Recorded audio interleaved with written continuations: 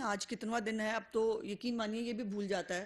کہ کتنواں دن ہے. وہ لوگ پیسے پہلے پوچھتے ہوتے ہیں کہ فوتگی کا کتنا دن ہے، تو اب وہ ایسے ہی لگتا ہے کہ پتہ نہیں کتنواں دن ہے. بہرحال وہ ڈھونگ مارچ جو ہے وہ اس کے بارے میں سنا ہے کہ آج قائد انقلاب جو ہے وہ آن لائن کچھ انقلاب برپا کریں گے، اور آن لائن جو ہے وہ بتائیں گے کہ انقلاب جو ہے وہ کس دن پنڈی اسلام آباد جو ہے وہ پہنچ رہا ہے. اب اس کے اندر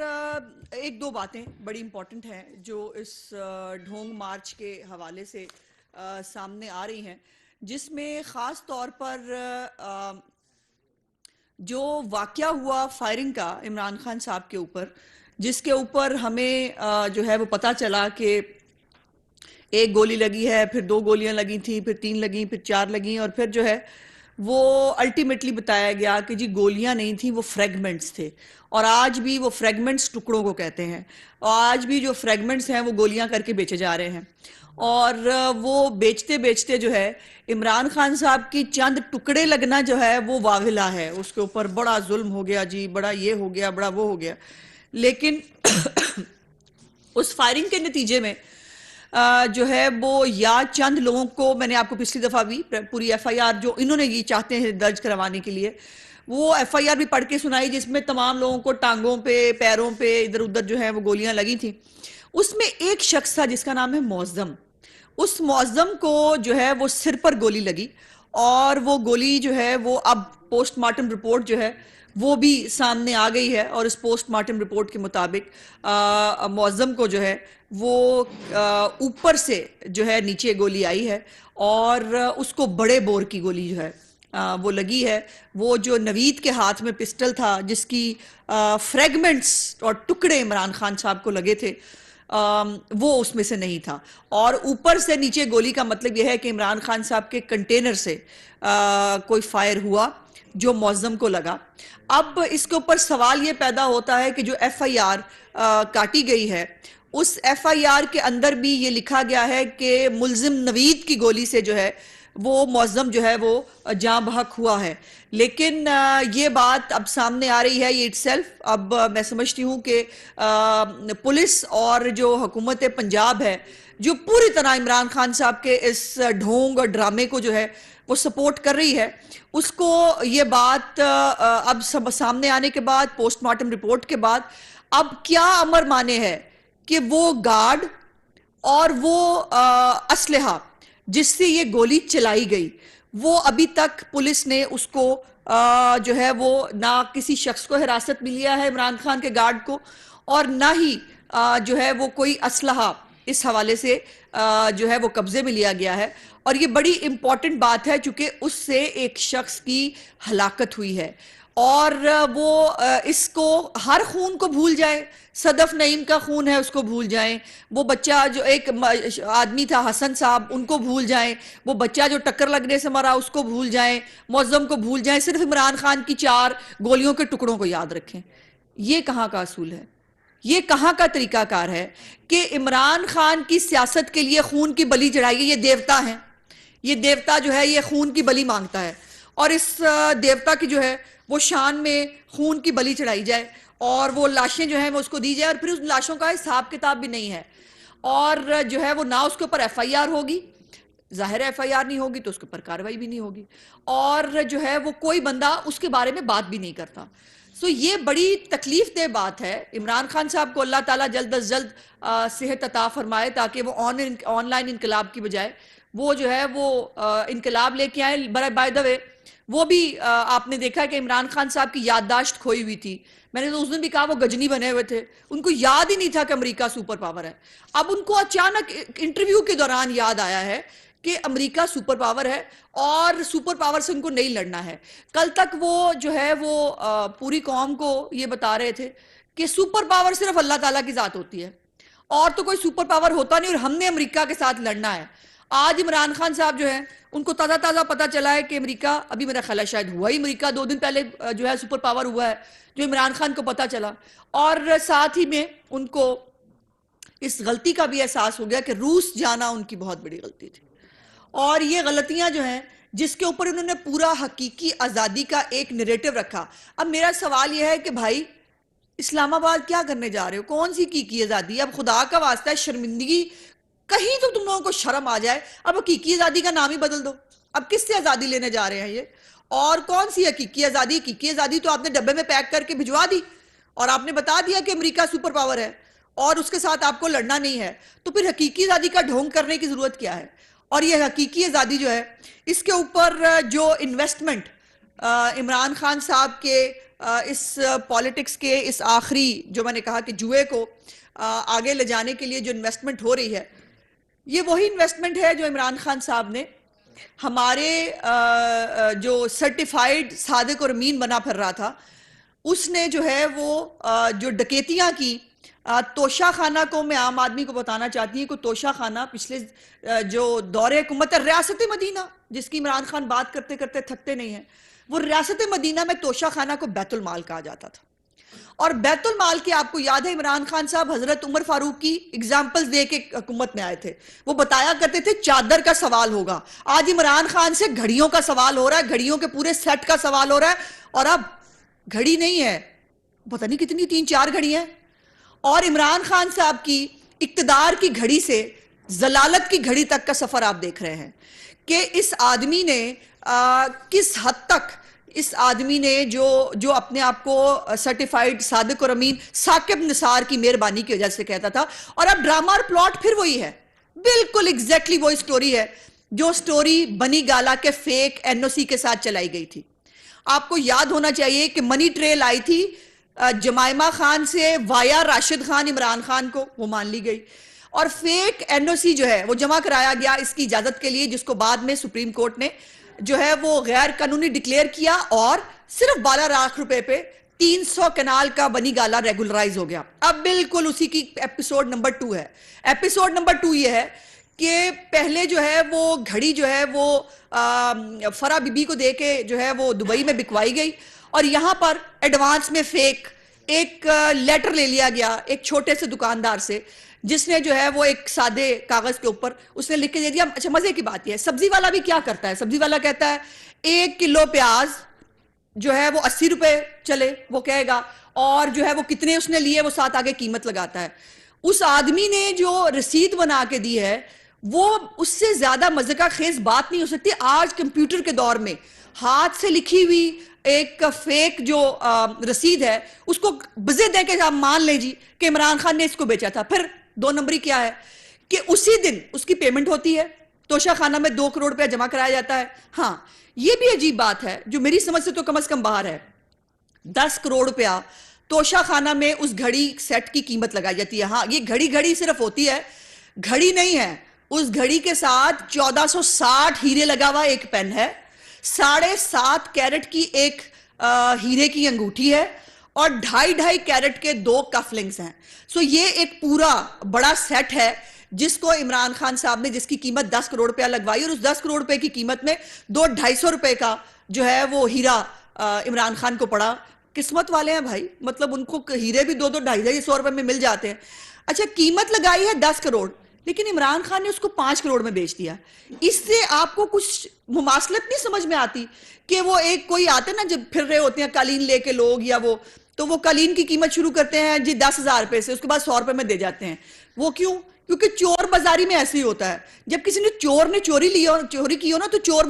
بازار میں جا کے، ہر جگہ پر چور بازار ہوتے ہیں جہاں پر چوری کیے ہوئے موبائل بکتے ہیں، جہاں چوری کی ہوئی گھڑیاں بکتی ہیں، جہاں چوری کی ہوئی چیزیں بکتے ہیں، تو وہ ایسی بیچی جاتی ہیں کہ اس کی قیمت لگتی ہے 10 کروڑ، لیکن وہ فٹافٹ چور کو چونکہ جلدی ہوتی ہے تو وہ اس کو 5 کروڑ میں بیچ کے فارغ ہو جاتا ہے. میں تو وزیر اعظم پاکستان سے یہ مطالبہ کرتی ہوں کہ دھیان کریں. مجھے تو فکر یہ ہے کہ کسی دن عمران خان کے جو ہے وہ کوئی پرائم منسٹر ہاؤس کا خریدار نہ آ جائے یہ بتا کے جی مجھے تو پرائم منسٹر ہاؤس بھی بیچ دیا تھا، کوئی پتہ نہیں مینار پاکستان کی بولی لگائی ہوئی اس آدمی نے، یا اس آدمی سے یہ بعید ہی نہیں تھا کہ یہ کچھ بھی کر سکتا ہے. زکوٰۃ اور خیرات تو کھا ہی رہا تھا، زکوٰۃ اور خیرات کو کھانے کی تو گندی بیماری ہوئی تھی. اس کے بعد یہ تھا، پھر ریاست مدینہ کا تم نام لے رہے ہو، اور اس گھڑی کے اندر جس کے اندر کعبۃ اللہ بنا ہوا ہے اس کو تم نے جو ہے وہ بیچنے میں ایک لمحہ نہیں سوچا. اور پھر ایک جھوٹ کو چھپانے کے لیے انہوں نے 100 جھوٹ بولے. انہوں نے کہا عمران خان نے 50% میں خریدی ہے اور چیک کے ذریعے اس کی پیمنٹ ہوئی ہے، جو جھوٹ ہے. اب کاغذات کے مطابق یہ بات سامنے ہے کہ عمران خان نے 20% پہ یہ جو ہے یہ سیٹ پورا توشہ خانہ سے خریدا، اور اس کو جو ہے خریدنے کے بعد اس کی جو قیمت ہے وہ مارکیٹ ویلیو سے کہیں کم لگائی گئی، اور اس کو جو ہے وہ پھر دوبارہ فرح گوگی صاحبہ کے تھرو جو ہے وہ باہر بیچ دیا گیا۔ یہ کہانی کوئی نہیں بائے کرے گا کہ جی وہ ایک سادے کاغذ پہ آپ مان لیں اب ثاقب نثار نہیں ہیں، وہ آپ کو اب آپ سرٹیفائیڈ خائن ہیں، سرٹیفائیڈ چور ہیں، گھڑی چور ہیں، اب آپ سرٹیفائیڈ ایک بددیانت آدمی ہیں جس نے اپنے ملنے ہوئے تحفے جو ہیں ان کو بھی نہیں چھوڑا۔ پھر انہوں نے ایک وہ کہا، انہوں نے 50% کے اوپر جو ہے وہ دسمبر کے مہینے میں 50% کے قریب جو ہے وہ قیمت توشہ خانہ کی جو تحائف ہیں اس کا باقاعدہ طور پر نوٹیفیکیشن جاری ہوا۔ نوٹیفیکیشن جاری ہونے کے باوجود اس آدمی کی ڈکیتی دیکھیں آپ، اس آدمی کی فنکاری دیکھیں آپ کہ نوٹیفیکیشن ہونے کے باوجود اس نے 35 دن بعد، نوٹیفیکیشن ہوئے ہوئے 35 دن ہو گئے تھے، 35 دن بعد اس آدمی نے پھر 20% پیمنٹ کی، 50% پہ نہیں کی، خود 50% کی جو ہے وہ قیمت بنائی، لیکن خود جب دینے کی باری آئی تو 20% دے کے بھاگ گیا۔ پھر اس کے بعد اس نے جو ہے انہوں نے ایک اور تماشا شروع کیا، انہوں نے کہا کہ وہ ایک تاجر ہے، اس نے خریدی تھی دبئی میں، اس سے دوبارہ بک کے یہ کہیں جو ہے وہ عمر فاروق کے پاس آئی ہے، اور عمر فاروق پتہ نہیں کتنے نمبر آدمی ہے، او بھائی تم جیسوں کے ساتھ کوئی اسی طرح نمبر کا آدمی ہی چلے گا نا، 2 نمبر آدمی کے ساتھ کوئی 10 نمبر 20 نمبر ہی چلے گا، عام آدمی کے تو بس کی بات نہیں ہے نا۔ اور وہ اتنا ہی 2 نمبر تھا تو فواد چودھری اس کے ساتھ کاروباری معاملات کیوں کر رہا تھا؟ وہ اتنا ہی غلط تھا تو فواد چودھری اس کو جو کابینہ کی سیکرٹ جس کے اوپر وزراء کرام جب اوتھ لیتے ہیں تو وہ یہ قسم کھاتے ہیں کہ میں اپنے مفادات کو عزیز نہیں رکھوں گا اور پاکستان کی جو مفادات ہیں وہ عزیز ہوں گے، اور میں کوئی بھی بات جو میرے علم میں لائی جائے گی میں اس کو پبلک نہیں کروں گا۔ عمران خان کابینہ کی باتیں لیک کرتا رہا، عمر فاروق کے ساتھ کاروباری معاملات کرتا رہا، اور کاروباری معاملات آپ سمجھ سکتے ہیں، کاروباری معاملات لین دین میں ہوتے ہیں۔ اگر عمر فاروق کو کابینہ کی باتیں بتا کر اگر اس کو جو ہے فائدہ دیا جا رہا تھا، جو یقیناً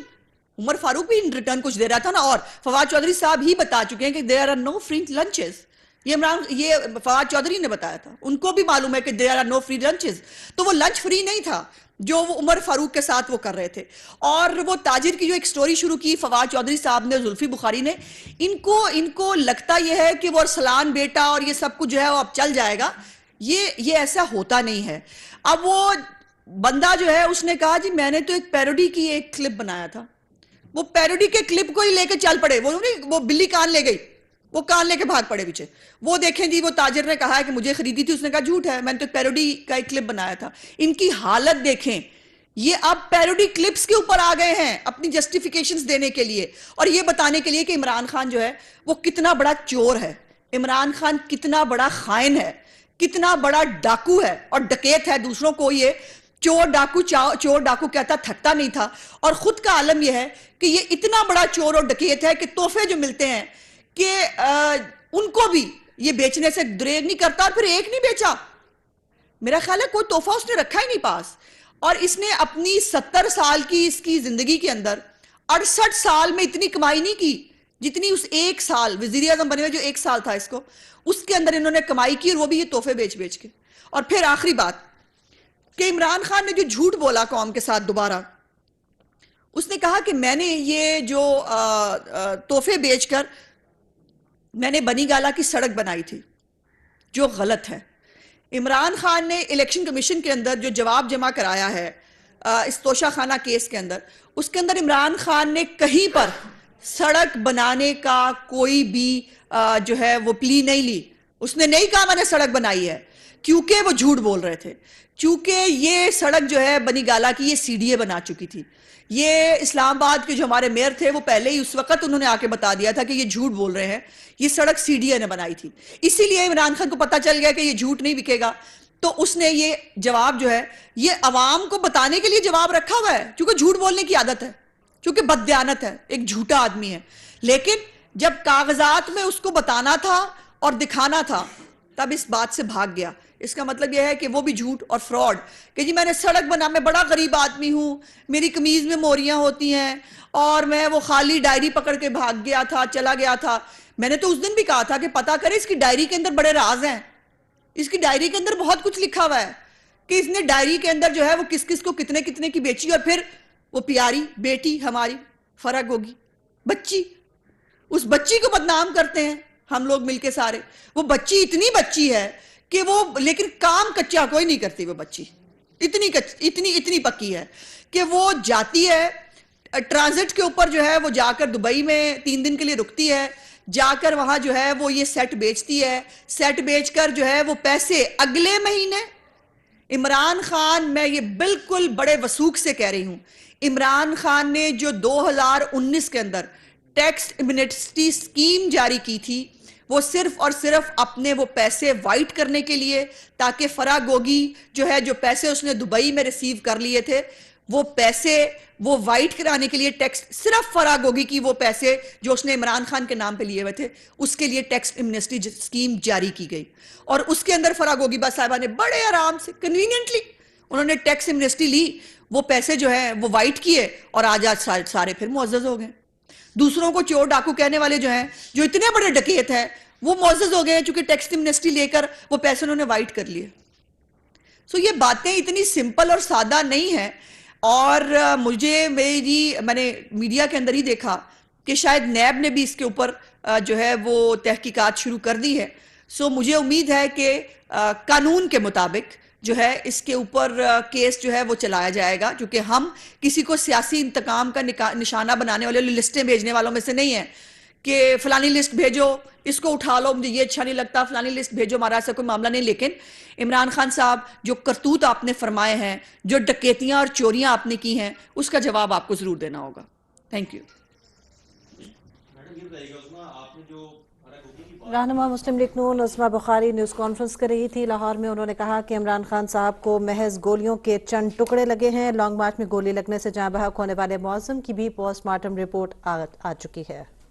ان کے لیے جاری کیا جا سکتا ہے۔ سو اس کے اوپر یقیناً وزیر داخلہ جو ہیں وہ بہتر پوزیشن میں ہوں گے اس کے بارے میں اناؤنسمنٹ کرنے کے لیے، اور انشاءاللہ رانا صاحب جو ہیں وہ جب حکومت فیصلہ کر لے گی تو اس بارے میں وہ میڈیا کو بھی اس سے آگاہ کر لیں گے۔ لیکن جو بچی پیاری گوگی فرح گوگی ہے، اس کو ملک میں واپس لائے بغیر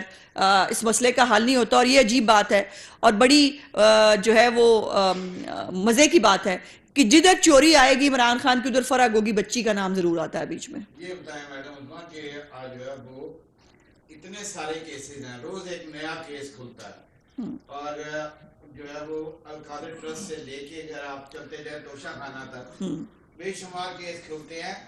تو لیکن وفاق کی جانب سے جو ہے وہ ہاتھ ہلا رکھا جاتا ہے۔ یہ آپ لوگوں کے بھی تو لاڈلے نہیں ہو گئے، چاہے عمران خان آپ کے وزیر اعظم کے بھی لاڈلے ہو گئے ہوں؟